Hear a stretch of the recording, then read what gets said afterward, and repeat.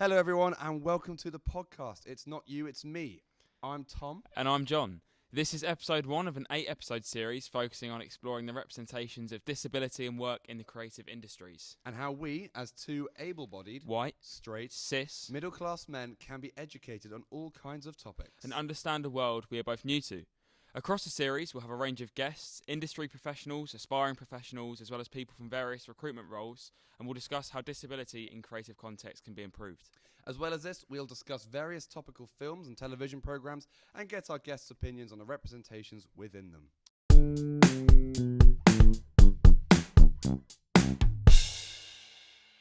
Okay, so that was the jingle going off. This is all exciting. This is the first podcast. It's strange. This is weird. So just a little thing about how the podcast will run. The way this is going to be set up. This is so strange what I'm describing. That's the whole point of a pilot, though, I guess.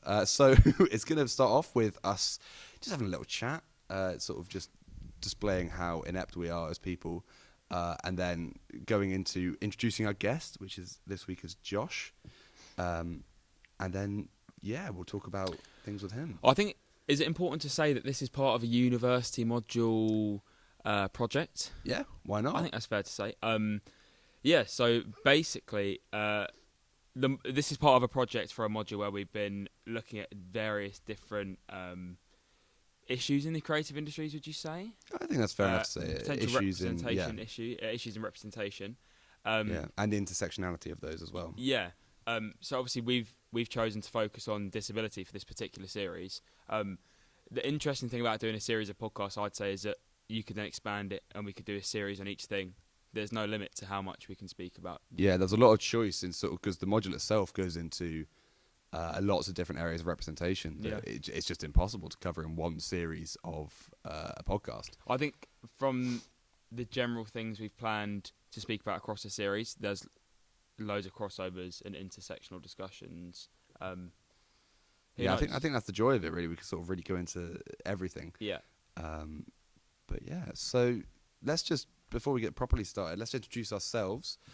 So I'll kick off. I'm Tom. I'm 21, and I'm a student studying BA Film and Theatre at the University of Reading. I am roughly 6 foot, white, clean shaven. I have brown hair, and I haven't got any piercings or tattoos or anything like that. And I'm currently just sat in jeans and a white jumper, to be honest. Not very exciting. I'm John. I'm 5'10", male, white male. I've got a poor attempt of a beard going at the minute, but I'm doing my best. It's better than what I can do, to be fair. That's the reason I'm clean shaven.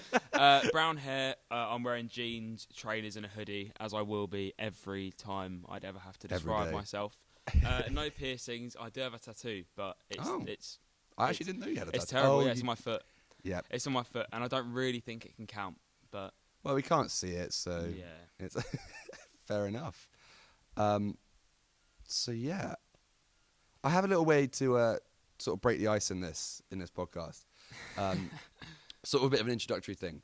I was reading a book called The Art of Disability by David Proud, who is an artist, a disabled artist himself, and it has a section in the book where it goes into certain words that have either been out of date or words that have been considered offensive, and some that aren't.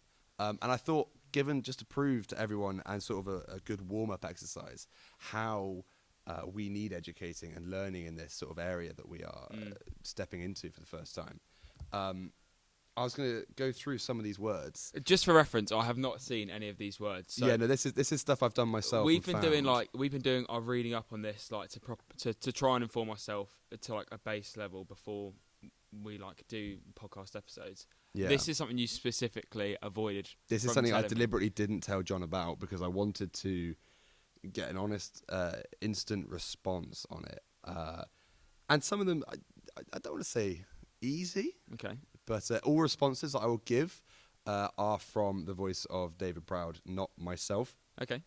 So obviously I'm not disabled, but he is. So his opinions obviously are how he feels about the certain thing. Okay.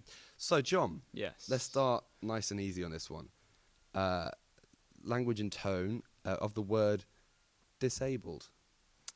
My initial response Yeah, like is that a positive word to use or is Um, it a negative word? I don't know. I think there's positive and negative connotations in the context it can be used. Yeah. My initial response is that it can be uncomfortable to approach somebody and use that with somebody who is disabled, Yeah. because you can look not necessarily naive, but maybe a bit ignorant to like how to approach those conversations. But I wouldn't necessarily say it was a negative word and used in negative contexts.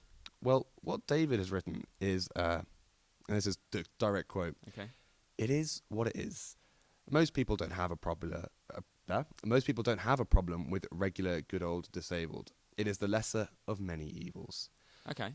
So that's quite a positive. I'd say it's a relatively positive response with sort of, yeah. We're along the same lines here. I think that's Yeah. okay. I feel I think good that's about this. an okay one. Okay. Okay, let's get into something more difficult ones. So, how do you feel about the phrase "differently able"? It's essentially a variation of disabled in a more positive instance. Mm. Well, I suppose it's the intentions are to have a more like a positive spin on it. It's not a bad thing, I'd say. I think it depends on the person and how they're saying it. I think it might again be a bit naive if I then change the word avoided the word disabled to say differently abled. I don't think that's necessarily my place to change that word, but if somebody else uses it, I think. Well, okay. so let's see what David said about it. So David said, I can see you're nervous. Yeah, you I'm look nervous. really nervous. David has said, forgive me if you say this to my face and I laugh inside. The PC brigade would approve, but to be honest, it's a step too far. I, for one, am proud of my disability as part of me, so I don't like this as it implies I have a problem with my disability, and in some way I'm hiding from it. I'm not. I'm disabled. I'm proud to be one of the 11 million. Okay. So when I read that, I was also a bit like, oh, okay, because I've definitely heard people who think they're in the right and completely correct using the phrase differently abled, when in reality it might not be as positive as we may think. It wasn't something that I was ever familiar with. Have you never heard it be used before? No, not really. Oh, I don't think so. okay. Well, that's an interesting one. That was a proper off the cuff, like out of nowhere. Okay. Okay, this one's a slightly difficult one, and you might have a question in regards to what context it's used. Okay. So if someone was to say a wheelchair Mm. in regards to a person as opposed to the equipment, how would you respond to that? I think that's not okay. That's definitely not okay. Is that just a flat out no? Well, yeah, No. that'd be my response. That's definitely not okay. It's a wheelchair is an inanimate object. It doesn't construct a person or their identity. Would be my initial response. Yeah, I think that's it. I think his response to this, David's response, is really interesting. So his response directly is, "This one just baffles me. If I was on a bicycle, would they refer to me as a bike? In everyday life, I often get referred to as a wheelchair, and this I don't like. When out and about and asking members of staff for help, the amount of time they get on the radio and a colleague and say, 'I have a wheelchair waiting for assistance.'" I was reading that and I just thought, I can't imagine seeing it. But obviously, because we've never been in that sort of situation. But the only time I've really had that is when my grandma's been in the wheelchair, just because she's just old. They say, "Oh, old lady needs assistance." You're like, "Yeah, that's fair." I was going to say, if with elderly people who, like my grandma, has had to use a wheelchair before, they've never spoken about her as wheelchair. It's bizarre. David, it's if bizarre. you're listening, I totally agree. Yeah, we're on your side there. And I thought we'll just do one more, unless we have a bit more time, but we'll see what we can do. This one is an interesting one. So, John, what is your response when I say handicapped? I'd see handicapped outside of just a discussion of disability. Yeah. When I hear that word straight away, I then think it means disadvantaged. It's like a synonym for disadvantage. Yeah. I get maybe historically other generations that was maybe a more common term to use. Mm-hmm. Our generation never heard anybody use that. Okay. I'd veto that. No. So if you were out and about, would you never, if you saw that word sort of on a sign or heard someone saying it, you'd feel uncomfortable and a bit. Mm. I'd feel uncomfortable. I'd also think that it must be being used in a sort of satire way because it just isn't. Yeah. Well, interestingly, this has got quite an entertaining response from David, and you must excuse my accent on this because my French accent is not good, but it sounds a bit weird before I describe what I'm actually about to say.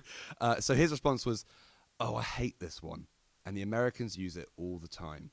In French, it sounds a little sexier. Personnes handicapées." I think that's how it is. Don't quote me on we'll that. We'll one, go with it. In French, it sounds like something you're offered by a waiter on a silver tray at a fancy party. In English, it sounds like we've all lost a hand. And he says, I'd steer clear of it as it really has got a negative vibe to it. And I think it's a little old school. So I think you pretty much hit the nail on the head there. To be honest, I like the way he's written it. Yeah. It's tongue in cheek, and it's Yeah. from what it looks like, from what I can see, it's within the first sort of 10th of the book to start a book. It's page 20 of a. How many pages are in this book? 144 pages. So to start a text called "The Art and Disability" like that, I think is a effective way. Yeah. To ill-inform people, to just lay it down. It lays it down in a more sort of jovious way, and makes you sort of feel a bit more.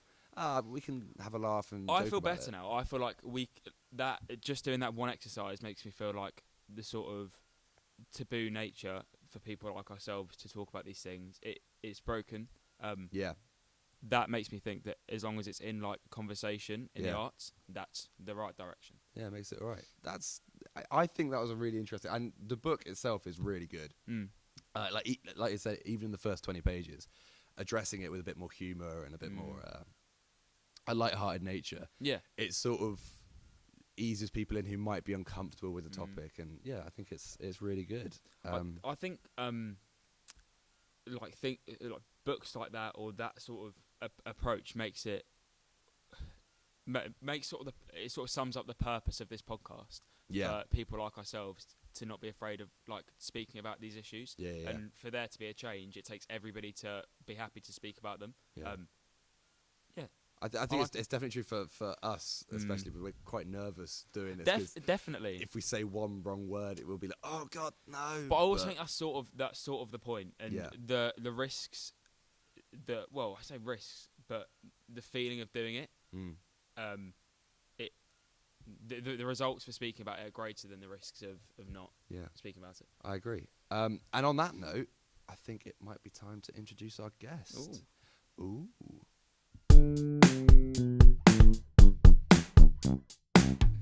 We are joined by our esteemed guest, who is, in fact, disabled. Oh, God. It's such a touchy subject. Right. So, we're now brought on to the section where we're joined by our guest. So, we are with Josh Montgomery, born in Glasgow. He is 22 years old, 23 on Saturday. So, big happy birthday. Sunday? Oh, that's all good. Based in Cambridge, but currently living in Reading. Josh is an aspiring creative looking to work specifically around sound design and recording, and is studying film and theatre at the University of Reading. So, Josh, if you could just, first of all, audio describe yourself. So, describe your appearance, what you look like. I'm a very attractive young male who is, in fact, disabled. You want, like, my height? Yeah, just so if people could picture you, really. I'm, like, 80 kilos of lean muscle. No, average build, 5'9". I have an amputation below my right knee. Brown hair, blue eyes, pale as can be. Gorgeous. Awesome. Lovely. So, hello. Welcome to the podcast. You feeling good? You feeling a bit nervous? Yeah, a bit nervous. I don't know. Touchy subject, but happy to be here. Well, it's okay because we know each other already. So I think it'd be strange if like we pretend like we've never met you before and we ask about your life. But for people who don't know you, do you want to tell us a bit about yourself, about your creative interests? I'm a big film fan. I love film. I'm not so much into theatre. It's never quite resonated with me, but I'm very interested in sound design, cinematography. Those are sort of my biggest passions to do with film. So I'd say a little bit close to the mic. A little bit closer, yeah, sorry. How about now? A little bit further away. So I'm a big fan of film, and I like sound design, cinematography. I'm big into listening to film soundtracks and sound design, but I've no desire to be a musician or part of an orchestra. But I like the way films are pieced together, editing. You're left alone, locked away in a room for a couple of days, just making things. Yeah. So when did you first get into being interested in films and filmmaking, sound design? Films I've sort of always been interested in. I've always had sort of a keen eye for films since I was a kid. And my dad, he introduced me to sort of the range of films, different weird, wacky and wonderful films. He's been interested in the same himself as a hobby. But then with sound design, it was more as I got older and more into film at university. It was interesting to figure out how stuff operates behind the scenes and actually get a bit of knowledge about things. Yeah. I think the sound on this is going to be superb. Voice crack in there as well. Yeah, sound of this is going to be excellent. So you'll be chuffed with that. Obviously, our podcast for this season is looking specifically about disability in film and television in particular. Would you be able to just explain a little bit about your disability and how you've experienced it? What do you mean how I experienced it? Well, how did I get it? Yeah, from like whether you were born with it, obviously not. It's quite interesting, like in terms of like were you born with it or was it developed over? I mean, obviously we know, but for the listeners, like no. When I was 17, I was walking into town and a drunk driver came around a corner at 80 miles an hour and smacked right into me and two other people and hit some others. So nice little group fun. Well, and that's how it happened. That was one of my injuries from the accident. So now I have been with this injury for about 5 years, coming up to 6 this year. Okay. And have you found that your disability has influenced or had any difference to like your interest in the creative work, in the creative arts or filming? Not particularly. I've always been interested in film. It's just sort of put a delay on coming to university and doing all this sort of stuff. But it's opened up some things where I've met different people. For example, one of my friends who I met at hospital, at the amputee clinic, the rehab section, his friend was in Gladiator as one of the guys who gets his legs chopped off by the wheel in the scene. Yeah. And that's then a guy who works at the prosthetic clinic, the private care place where I get my prosthetics. He's in Star Wars. He's in Force Awakens. He's nice. in one of the big suits guys in the first one on the desert on Jakku at the opening of the film. Yeah. And so he's got his own little bobblehead and stuff. So he's very happy to show that around. That's really cool. See, I feel a bit weird now because when you said that anecdote about your friend's friend who was in Gladiator, my reaction was to be like, "Oh, wicked! How cool is that?" But like the sort of things that we're speaking about and the research we've been doing, wicked. Yeah, well, it's basically been like, is that like a fair representation of people with disabilities who are in film, whether they're behind the camera or in front of the camera? Well, that's how most amputees get jobs in film. Is there's specific sections and firms that are dedicated to getting you into these things. Like there's the Marines one, the Army vets in film, I think it's called. I don't know much about them, but they are mostly getting people where you're just background in a film where you will be someone who's losing a limb, pretty much. Because I mean, so it's like in terms of casting and things for these productions. We don't really know, but in terms of that, so they don't sort of ask for just actors. They ask for sort of extras almost. Yeah. With specific amputations, so they can have. Yeah. Well, like with like a war film, I imagine. I haven't seen it yet, but with like 1917, those sort of old World War films, there's a lot of limbs getting blown off. Like along with what's that one with Andrew Garfield? Hacksaw Ridge. Hacksaw Ridge. Yeah. There's all those, and you have the scenes where they're dragging people about, and then it's just prosthetics. So they'll send the production company will send it to the actor firm or whatever, and then would that be like a specific agency? Yeah, it'll be like we're looking for. Yeah, so they'll be like we're looking for arm or amputees. They'll just say we're looking for amputees to come in, Okay. and then they'll interview them, and then they'll see what amputation they've got. If it's like both legs, one arm, or Yeah. variety. Because we mentioned that because we spoke about if we'd look at like particular, because we couldn't really decide whether we'd speak about like specific films or TV programs that have like representations of amputees, and then we spoke about it about like ones that sprung to mind straight away. I'm a bit of a Tom Hanks fanboy, so we first mentioned Forrest Gump Yeah. and Lieutenant Dang, Lieutenant Dan. Lieutenant Dang, and he has half the film and he's a double amputee, but there's obviously like industries or like people in the recruitment sector who look to hire amputees for these roles, but not if it seemed to be more convenient for them to hire a Hollywood actor, Gary Sinise. Well, I looked into some of the visual effects and the way they did it. There's one, it looks like a very simple shot in terms of... When he's jumping off the boat. No, I was looking at one literally where he's on the floor and he swings himself round, where obviously the actor playing the character has legs, and it goes past a table. And if is that in the that's in the... I can't remember what scene it is. Yeah, I think it's when they're in the flat around New Year's. Yeah. And he swings himself around, and obviously the actor would have just clattered with the table. Yeah.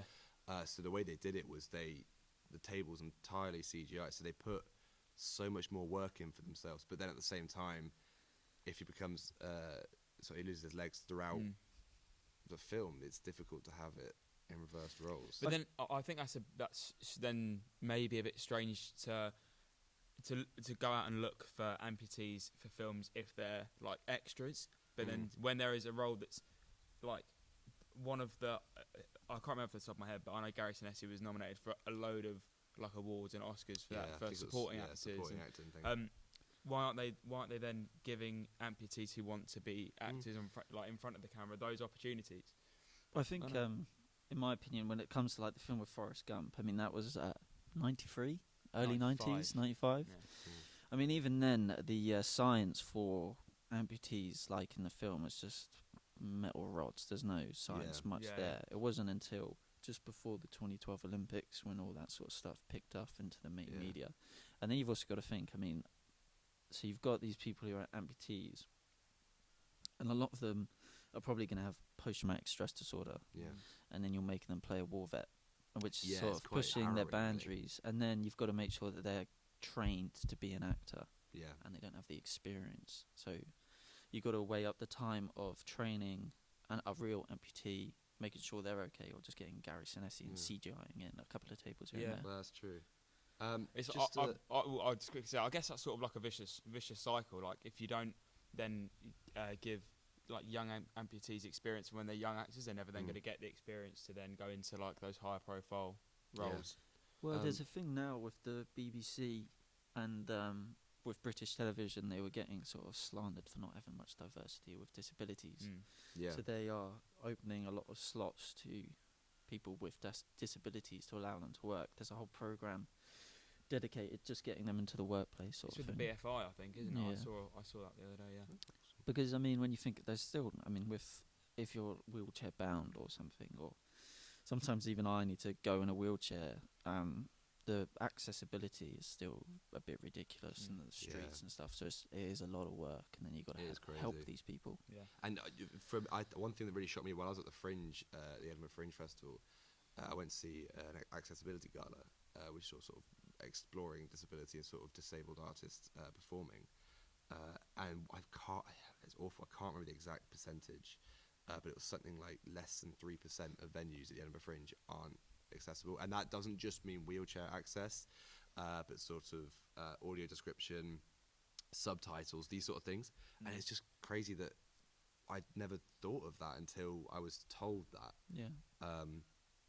And it's just crazy. And even the theatre that they did it in, I think it was in Pleasance Dome, which is Pleasance is well known for being one of the more accessible venues. But even that, the first thing I was greeted with when I got there was stairs to get into the seating, and I was thinking, that's strange. But obviously there was way around it. But even for that, they had to find a new way as opposed to it just being the normal section. I mean, Edinburgh is where they said it's old. Yeah, old it's buildings. it's crazy there. Sorry, I'm just going to move on quickly because we haven't got overly amount of time. This is slightly more of a interesting question because anyone who's watching this as well as listening to it is fully aware that we are three white cis Free white man. Yeah. talking about things, which is often how things are. On a podcast as well. Yeah, exactly, on a podcast. So what we did want to ask is sort of, obviously with your disability, there's been things that have happened to you and experiences you've had.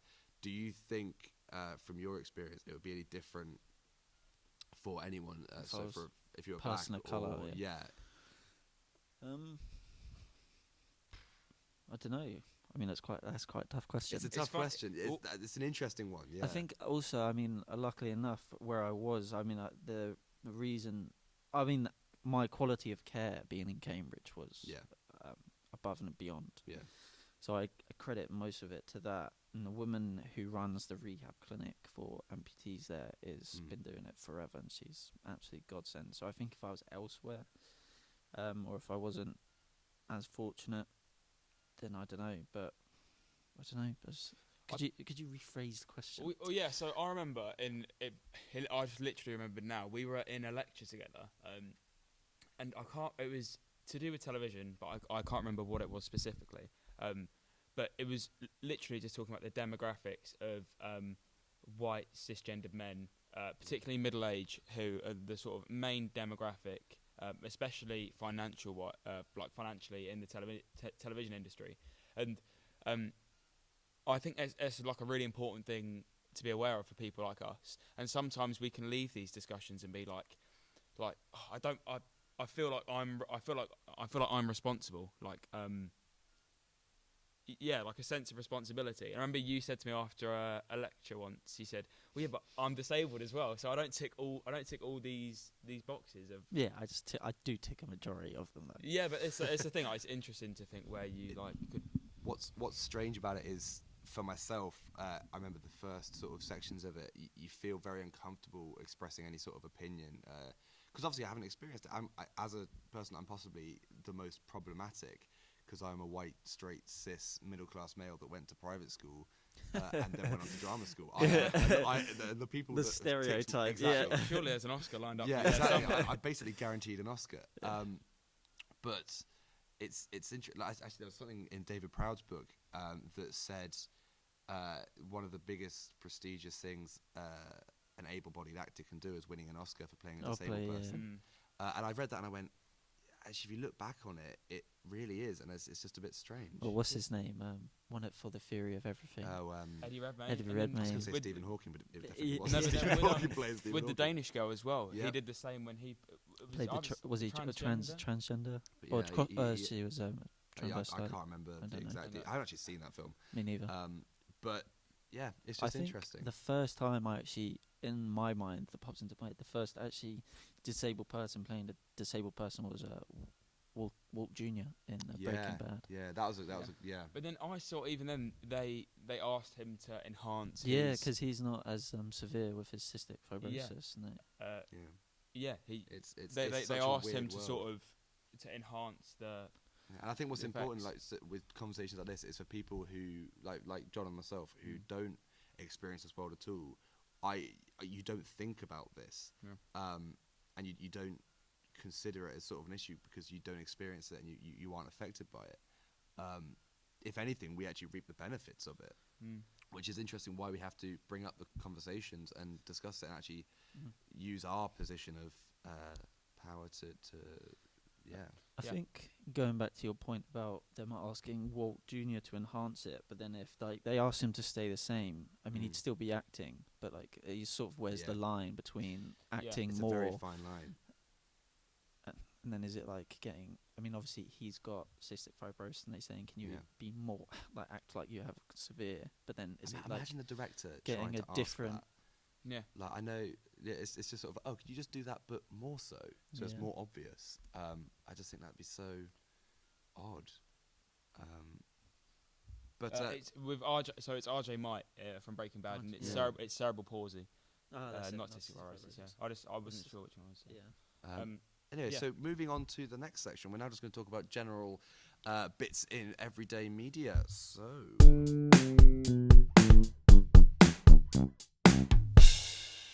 So this is the part of the pod where we part of the pod. Yeah, this is part of the pod. Part of the pod Getting the where lingo. where we just discuss current TV, current film, anything we've been seeing recently in regards to the subject we're talking about, which for this series is of course disability. So yeah, we're gonna still got Josh here. He's still sat with Hi us. everyone. Hi Josh. So yeah, we're just gonna go through a couple of bits and pieces and just sort of discuss how disability is represented in these and what could possibly be done to improve it. Really. And I, of course, am speaking on behalf of every disabled. Every single. Well, that's the point of the series. It's not just getting one guest repeatedly. We're gonna have a multitude of different guests. But yeah. You're just the first. You're the pilot. You're the tester. I feel like we started with a weird subject before we started recording. We were talking about quite a strange subject, but it's also quite an interesting. It's an interesting one. We were essentially talking about porn, and porn and the disabled body. Yeah. It is a form of I wouldn't film. say it's I wouldn't say it's mainstream. It's not like a Hollywood thing, but I think it is something that's quite interesting in terms of especially amputations. Honestly, for viewing figures, I bet it's up there with Hollywood. I mean, What? to be honest, you're probably not wrong. 100%. Oh, porn. I thought you meant like disabled people in porn. Oh no, that's No. probably less so. I Yeah, imagine, that's what I but, was. Oh Right. yeah. Well, Um, porn has definitely got like more than most television. we've all suddenly gone a bit sheepish. Yeah, in my head, I'm just thinking there's three guys sat around a podcast Talking about porn. No, but specifically, I do think it's like Yeah. it's Well, a fetishized thing, and it's like Yeah. it's like a cult. Well, I mean, I think Sex Education or Euphoria. That's HBO. There's a lot of porn in that. Basically, it's like mild porn. Softcore, yeah. Yeah, softcore. That's it. I think, just a little segue there. Heading into Sex Education, the Netflix show, I think personally it's fantastic. And in terms of shows that do diversity well, it's pretty much up there. Mm-hmm. However, Series 2 that came out quite recently, I don't want to spoil it too much for anyone watching it. Yeah. Or currently watching or plan to watch it. But the character of Isaac, to me, is an interesting one. So the character himself, for those who don't know, I'm not going to spoil anything. He is a wheelchair user, and he lives opposite one of the main characters and sort of gets introduced quite early on, but only sort of become present in terms of plot and story about halfway through the series.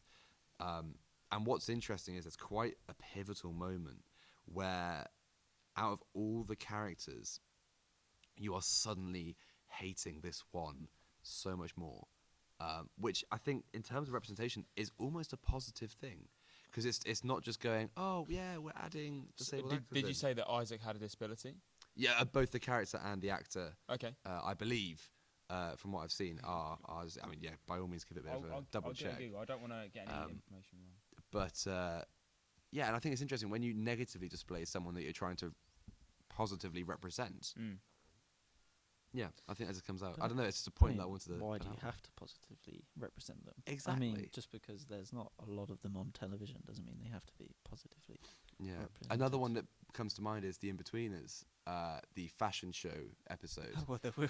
Yeah, and he's I can't remember what. He was in a car accident, I think. forget. Something Oh, like that. yeah, cool. And he's trying to get with Carly. Yeah. Oh, yeah, that was it. So Will can't remember doesn't his take name. it too well. I can't remember his name either. That it wasn't. This isn't even on the script. This is me suddenly just thinking of Ad-libbing. another example. Yeah, I'm going off What piece is his there. name? I'll give you a thing about the But yeah, so it's interesting when you have this thing that when you represent someone, they have to be positively represented. But even just being on TV is representing them, and people can then relate. And not everyone's a good person. Like it's just because they're there doesn't mean they have to be represented in terms of, oh, look at them, happy clappy, everything's Yeah. okay. It's not. Yeah. I think just for reference quickly, Isaac, who is played by George Robinson in Sex Education, his disability he does have in real life. It's a spinal cord injury that he obtained when he was playing rugby. It doesn't surprise me that Sex Education as a show has cast in that sense of sort of like staying accurate to the characters and not just sort of got a fully able-bodied actor to play that character. It doesn't surprise me. like Sorry, that Josh, I film cut with you off. Amelia Clark, isn't it? Which Me one? Before You, is that it?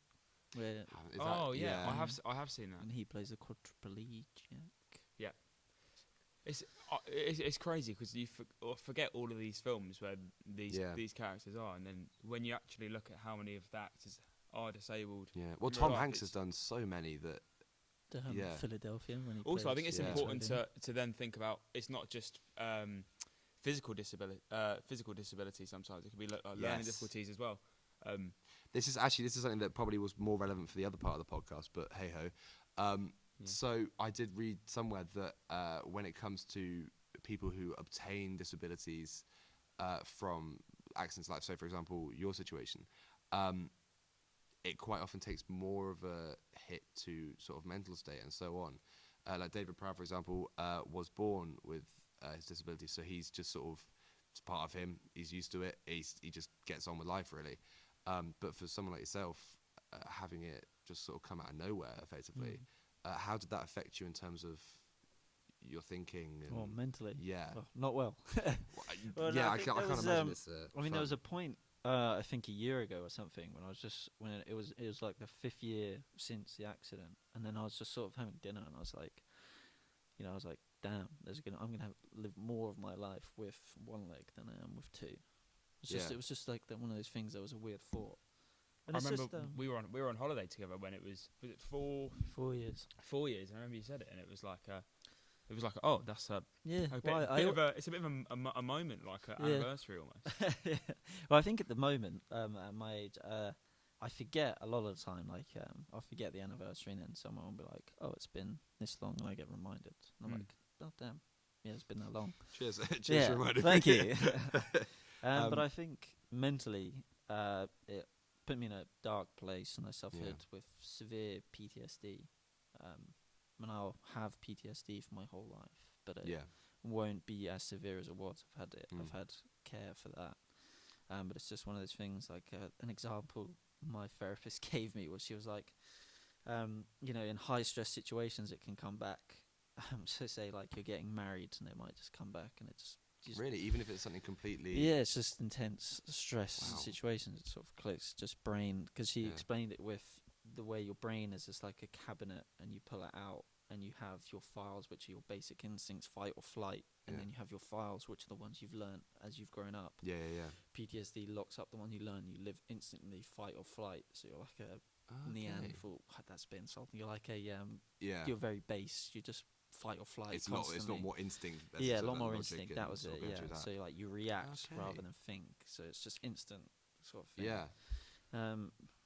We could have like a 2-hour podcast just being. We could literally just discuss. Literally learning about all this stuff.